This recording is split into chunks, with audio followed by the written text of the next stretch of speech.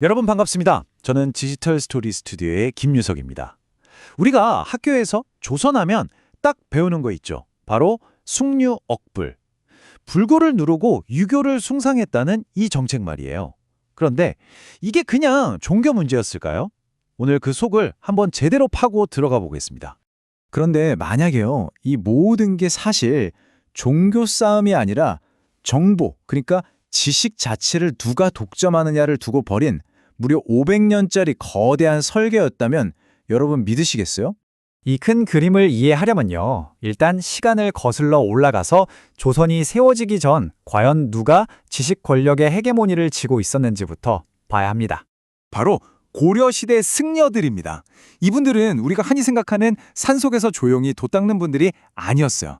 국가 운영에 깊숙이 관여했던 뭐랄까 당대 최고의 엘리트 기줄 관료 집단이었죠. 이분들이 그냥 절에서 불경만 외우던 분들이 아니었다는 거예요. 이게 진짜 재밌는 부분인데 당시 국제어였던 산스크리트어는 기본이고 온갖 외교 문서, 행정 서류 작성을 도맡아 했어요. 심지어 왕의 공식 정치 고문, 그러니까 왕사, 국사라고 불렸잖아요. 이건 사실상 국가 운영의 핵심 브레인 역할을 했다는 거죠. 와, 그 영향력이 정말 어마어마했겠죠. 자, 그러니까 핵심은 바로 이겁니다. 새롭게 떠오르는 신진 사대부 입장에서 봤을 때 이 승려 집단은 지식 권력을 놓고 다툴 수밖에 없는 유일무이한 라이벌이었던 거예요.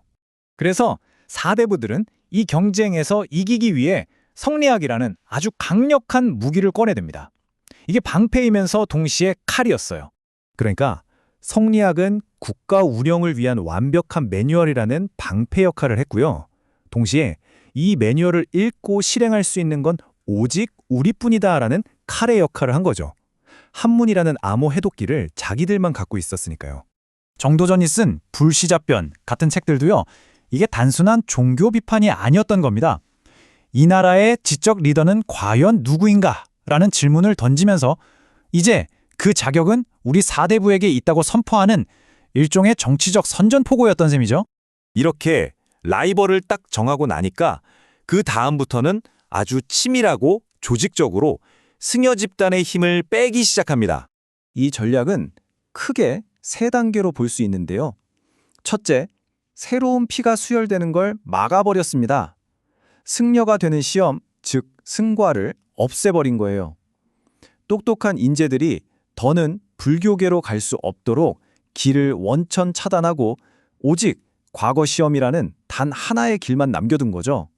둘째, 지식이 만들어지고 퍼져나가던 인프라 자체를 무너뜨렸습니다.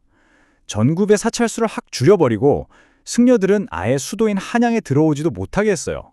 이건 그냥 건물을 없앤 수준이 아니라 당시 지식인들의 교류 허브, 정보 네트워크를 아예 파괴해버린 거나 마찬가지였습니다. 그리고 마지막 세 번째가 진짜 치명적입니다. 뭐냐면 승려들이 원래 가지고 있던 전문 기술을 그냥 한순간에 쓸모없게 만들어버려요. 어떻게? 국가의 공식 문서 양식을 싹 다 새로운 스타일로 바꿔버린 겁니다. 이게 비유하자면 다들 윈도우 쓰고 있는데 갑자기 맥 OS만 쓰라고 강제하는 거랑 똑같아요. 기존에 쓰던 모든 프로그램, 모든 기술이 하루아침에 무용지물이 되는 거죠. 일종의 행정적 방화벽을 세워버린 겁니다. 자, 이렇게 사대부들의 지식 독점 시스템은 거의 완벽해 보였거든요. 그런데 정말 예상치 못한 곳에서 균열이 생기기 시작합니다. 바로 이 시스템의 가장 꼭대기에 있던 한 왕에 의해서요. 네, 바로 세종대왕입니다. 정말 아이러니하죠. 세종은 이 소수의 엘리트가 문자를 독점하는 게 나라 전체를 얼마나 위험하게 만드는지 정확히 꿰뚫어 보고 있었던 겁니다. 그래서 당시로서는 정말 상상도 할 수 없었던 시도, 바로 문자 권력의 민주화를 추진하게 됩니다. 여기서 진짜 흥미로운 건 한글 창제 소식이 알려졌을 때 사대부들이 보인 반응이에요. 아주 그냥 발칵 뒤집혔죠. 최만리가 올린 상소를 보면 그들의 공포가 그대로 드러납니다. 이건 단순히 중국을 섬겨야 한다는 사대주의 문제가 아니었어요. 만약에 저 무지한 백성들이나 천대받던 승려들이 자기 생각을 직접 글로 표현할 수 있게 되면 지식의 중개자라는 자신들의 독점적 지위가 송두리째 흔들릴 거라는 그런 실존적인 두려움이었던 거죠. 그래서 세종은 이 새로운 문자를 만들 때 어쩌면 자신이 속한 계급이 그토록 억압했던 바로 그 사람들의 도움을 받았을지도 모릅니다. 신하들의 눈을 피해서 비밀리에 신미대사 같은 뛰어난 학생들과 손을 잡았다는 스텔스 동맹 가설, 이거 상당히 설득력이 있습니다. 그리고 이 스텔스 동맹 가설이 사실이라면 이건 굉장히 중요한 걸 시사해요. 공식적으로는 그렇게 억압받던 시기에도 언어학이나 의문학 같은 최첨단 전문 지식은 여전히 불교계 내부에 살아 숨쉬고 있었다는 강력한 증거가 되니까요. 자, 그럼 이 500년짜리 거대 프로젝트가 어떤 결과를 낳았는지 한번 볼까요? 이 표를 보시면 한눈에 들어옵니다. 여러 계층의 지식과 권력을 나눠 가졌던 고려의 분산형 구조와는 달리 조선은 사대부라는 단 하나의 계급이 문자 해독부터 행정, 교육, 외교까지 모든 걸 독점하는 구조로 완전히 바뀌어버렸습니다. 결국 조선의 지식 생태계는 완전히 둘로 쪼개집니다. 이 그림처럼요. 나라를 다스리고 역사를 기록하는 이런 주류 지식은 사대부들이 독점하는 강이 되었고요. 한때 국가의 핵심이었던 불교 지식은 민간 신앙이나 인쇄술 같은 기술 분야, 즉 비주류의 지하수처럼 조용히 흘러가게 된 거죠.